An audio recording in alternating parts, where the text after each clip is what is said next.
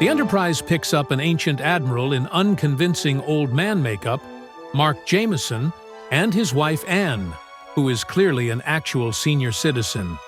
They are headed to Morden 4 or 5. It's some random Roman numeral. Anyway, there is an evil dictator, Karnas, holding some hostages, and will only negotiate with Jameson for their release.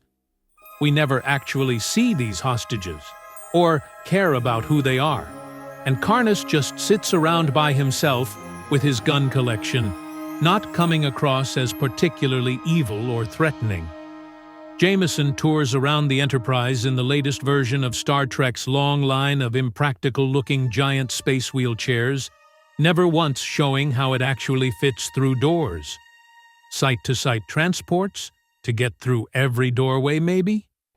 He longs to return to the captain's chair and reminisces about the past in an old man voice as ridiculously bad as his old man makeup. Eventually, he shocks everyone by rising from his wheelchair on the bridge and sporting middle-aged man makeup that is still really bad. He springs into action.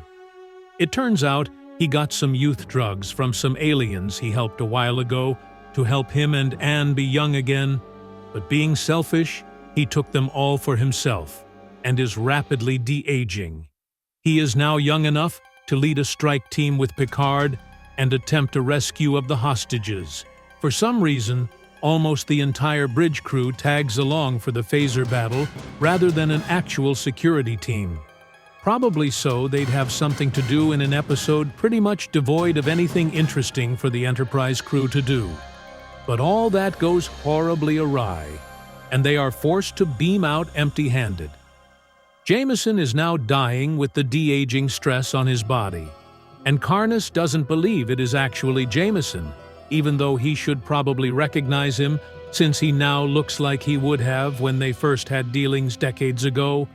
But anyway, Karnas is hoping to get revenge for Jameson, sparking a planetary war with supplying weapons to the different factions. However, the drug overdose does Jameson in, and he dies weak and sweaty by his wife's side. And Karnas, who misses out on revenge, releases the hostages. The crew then fly off, hoping the next adventure will have more for them to do. The end.